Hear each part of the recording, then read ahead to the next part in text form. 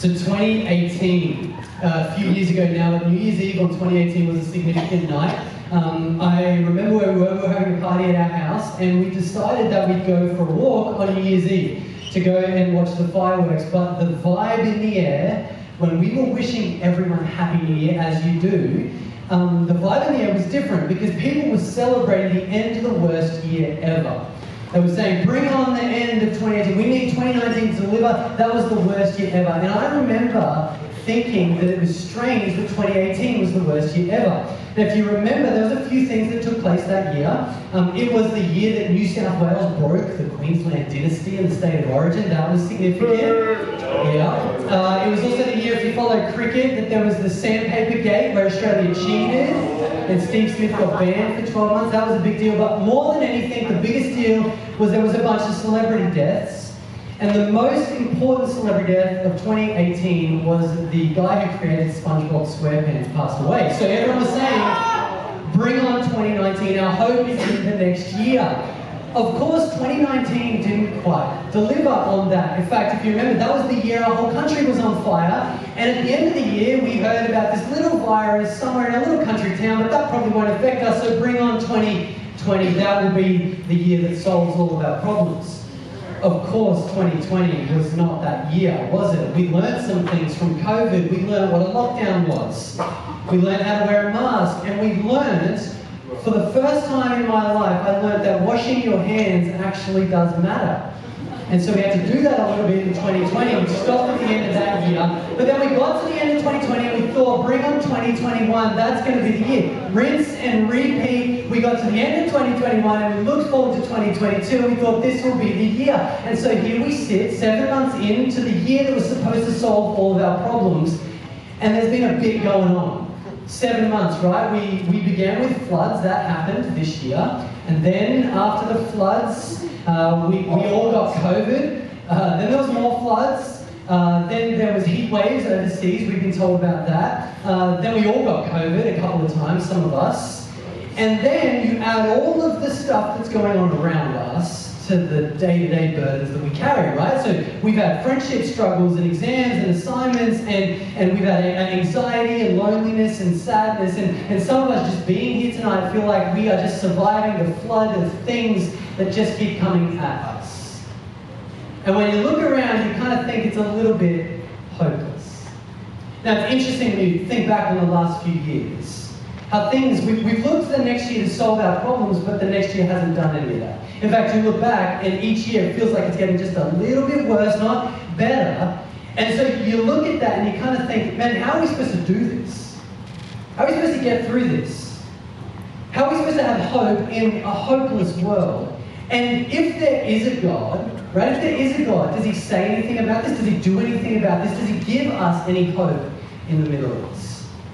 What we're going to do tonight is we're going to look at this passage. We're going to look at this passage that you've got in your Bibles in front of us because we see this moment where God comes to do something about the hopelessness. So let's have a look at it. We're in Luke 19. We pick it up in verse 1. And this is in a real time and place in history. Jericho is a real place in a real time in history. And this is what happens. Jesus entered Jericho and was passing through. And a man was there by the name Zacchaeus.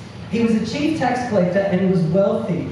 He wanted to see who Jesus was, but because he was short, he could not see over the crowd, so he ran ahead and climbed a sycamore fig tree to see him, since Jesus was coming that way. So what hope do we have in a hopeless world? Well, here in this passage, it begins with us meeting someone who really is hopeless. Zacchaeus is a hopeless man. In fact, he's the bad guy, and he's hopeless because of what he did and what he does when Jesus rocks up. So firstly, he's a chief tax collector, which is the worst.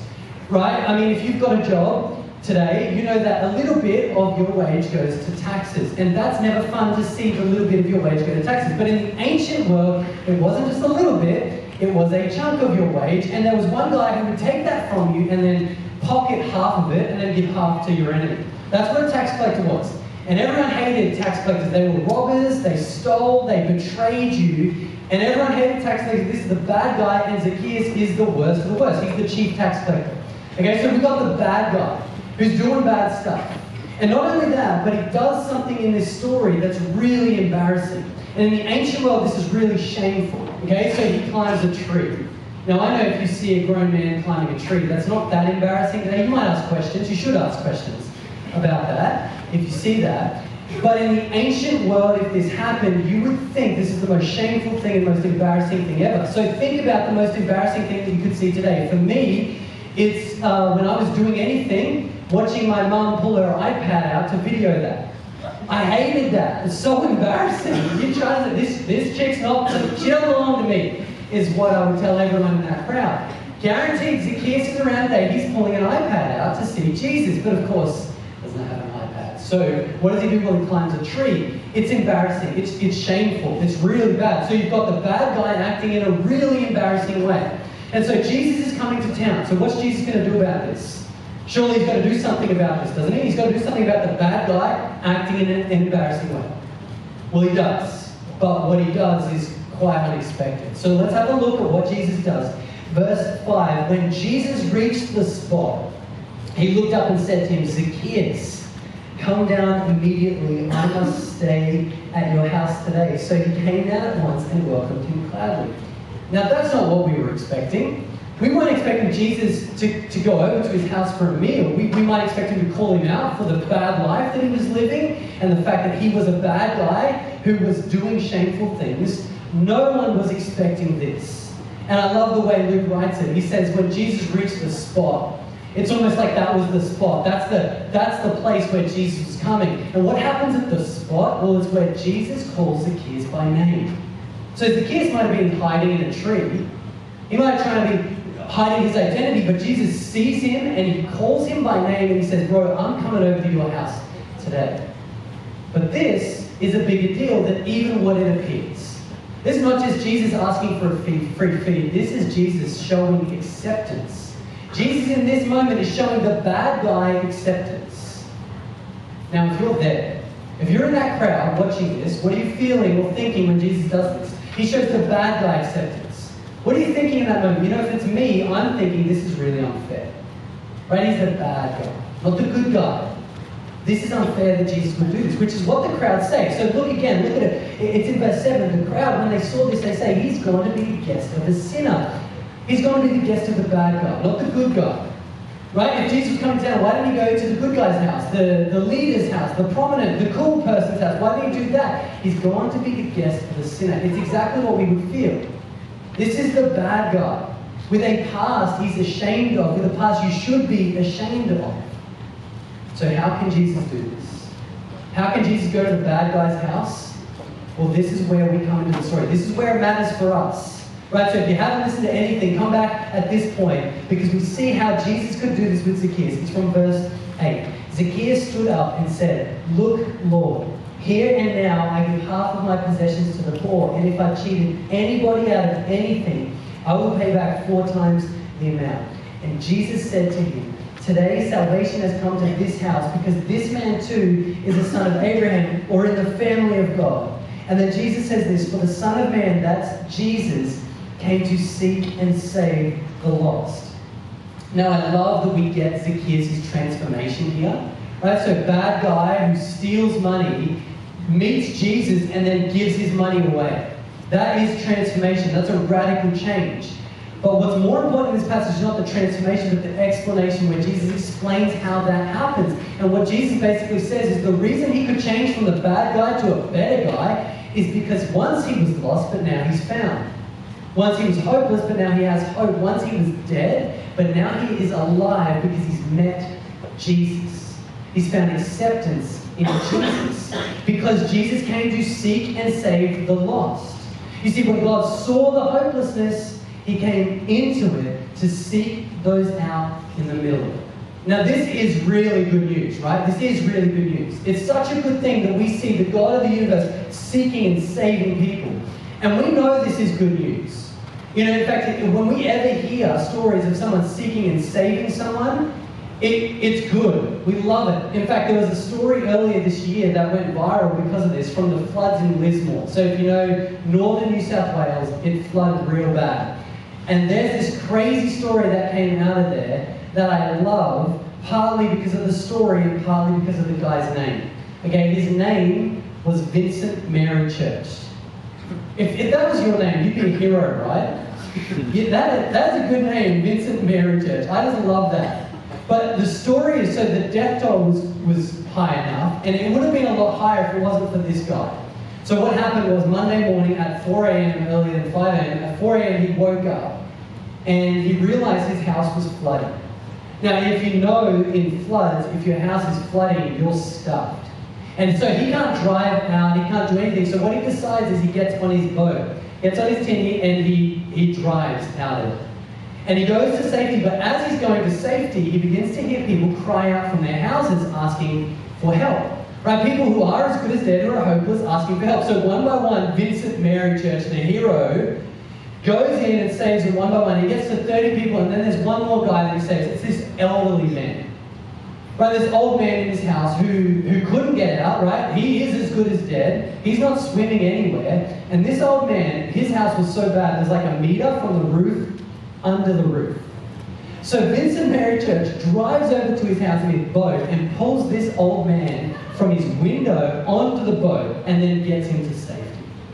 And you look at that story and think, that is so good. That is a really good story. And so, you know, if you saw it, it did go viral for a little bit. People were watching that and enjoying the fact that there's good news in the middle of bad news. But you see, what happened with Vincent Mary Church is what Jesus is doing. Because when Jesus saw the hopelessness of the world, he didn't give up on it. God's not a God standing far off, just watching the hopelessness unfold. No, he's a God that came into the world. A God who did something about it. A God that seeked people out and then began to rescue them. A God that found bad people and showed them where life was found and where hope was found. This is exactly what Jesus came to do. And he did this. And he did this for all people. You see, there is a reality for all of us, that all of us find ourselves in a hopeless situation. You see, it's not just the worst of the worst, it's all of us. Right, so if you're here today, there is a reality, you know in some sense that we're in a bit of a hopeless state, like the world around us. But the Bible tells us that we're all in a hopeless state. And that's because of this word sin. So even if you've never been to church before or youth before, here's what the word sin means. If you've ever ignored God, the Bible calls that sin. So if you've got a day in your life where you just haven't thought of God, that's sin. Or if you reject God, right? So you kind of know roughly what he says, but you don't want to listen to him. That's sin. Sin is the bad things we do and the good things we don't do. And because of sin, God's judgment as a holy God and a just God is on us. So we deserve death for our sin. Which means it's not just hopelessness around us. It's hopelessness in us. We are as good as dead. We're like the old man in a house. We can't save ourselves. The flood waters are rising. And tonight it would be the most hopeless thing ever. You know, you would have got me to come and speak to you. It would have been the most despairing talk ever, unless someone came to do something about it. And you see, this is what Jesus came to do. He came into the world to seek and save the lost, those who weren't good enough, those who had rejected God, those who had sinned. Jesus came into the world to seek them out, to find them, to die for them, and to offer them the hope of life. So this is what God does about our hopelessness. Now the question is then, okay, so how do we get the hope? Right, that's the question. If we're in hopelessness and God offers hope, how do we get the hope? Well, let's think one more time about the old man in the house. Right, let's think about him. What did he have to do to accept Vincent Mary Church's help? What did he have to do in that moment to be saved? Right, like you think about his story, he might have had questions or doubts about this boat. You know, he might not have known Vincent Mary Church before that moment. He might have had a past that he was ashamed of. He might have had a life that he wasn't happy to tell you. He might have felt like he was the bad guy. But what did the old man have to do to accept help? What did he have to do to be saved? He just had to get on the boat. Right? It's that simple. He didn't have to have it all together. He just had to get on the boat. Now, when we think about the truth of the Bible of God offers us, it really is that simple. If you want the hope of life and not death, if you want hope in the middle of hopelessness, it's quite simple. We just have to accept the help. Right? It doesn't matter if we've come tonight. Maybe you've got some questions. Maybe you've got some doubts. Maybe you're on a journey. Maybe you've come tonight and you are the bad guy. Right? Maybe you've got a past that you're ashamed of. Maybe there's some stuff in your life that you don't want anyone to know. The good news is tonight, if you want to be saved, if you want to be found, if you want life, it's so simple. You just have to accept the help. You just have to get on the boat. And it's so simple. God, who came to seek and save us, offers us this help. He offers us this acceptance. And so what we're going to do tonight is we're going to give you a chance to accept the help. Because there might be a reality that for some of us tonight, this is the spot. For some of us tonight, where you're sitting is the spot. This is the spot where Jesus is calling you by name. Where God is inviting you to trust in Him. And so what we're going to do in a moment is I'm going to pray, and I'm going to ask if you want to accept the help inwardly in your heart. You just repeat these words after me. It's really simple. So I'm going to ask that everyone will close their eyes and bow their heads.